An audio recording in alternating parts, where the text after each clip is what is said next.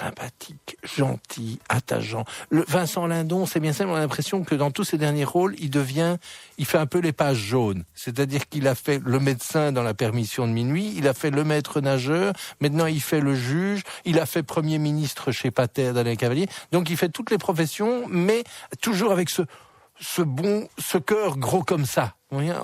Ce cœur de camembert et cette disponibilité, et en même temps ce côté, allez, on va renverser les injustices.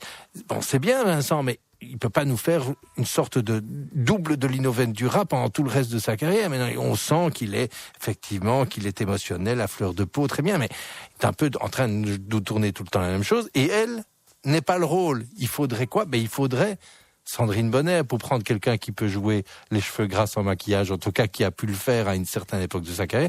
Bon, Bonner, Lioré, il faut plus lui en parler. Elle dit qu'il est tellement emmerdant sur les tournages qu'elle en a fait 2 avec lui qu'elle arrête. Bon, il faudrait une Bonner, ou il faudrait je pensais à quelqu'un de fiévreux comme Anne Brochet, par exemple. De fiévreux. Oui, vous voyez Anne Brochet. Oui, très bien. Anne Brochet, qui est une excellente comédienne sous-exploitée, pas très bagarre. Comme Anne Brochet. Moi, c'est ce que je retiens. Voilà.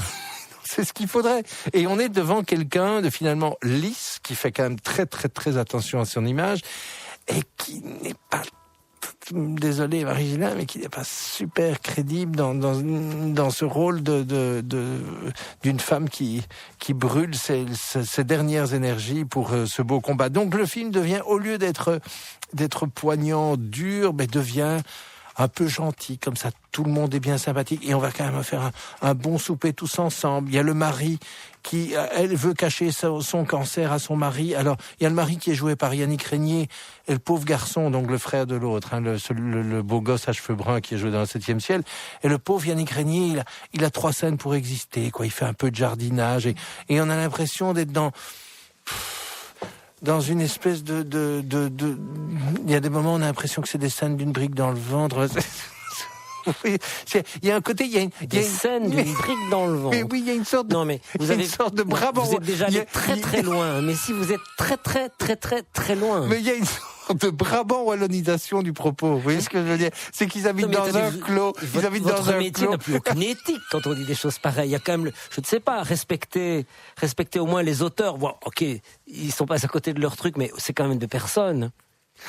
C'est quand même des personnes. Vous parlez de personnes, là, hein?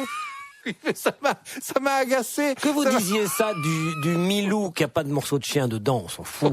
Vous dites ce que vous voulez. Ce n'est pas le processeur Intel qui va s'offusquer, voilà. Mais là, il y a des gens derrière tout ça, des vraies personnes. C'est vrai. Mais moi, à partir du moment où on édulcore, voilà, j'avais parlé de livre, à partir du moment où on édulcore un truc dramatique, qui a tous les arguments pour être dramatique et fort et puissant, il n'y a rien de plus horripilant, parce qu'alors j'ai envie de dire, changez de sujet. Si vous avez peur de votre sujet, changez de sujet. Prenons un exemple d'un film récent, qui n'a pas peur de son sujet, qui n'a pas peur d'avoir 3 spectacles. Non. Vous écoutez 5 heures.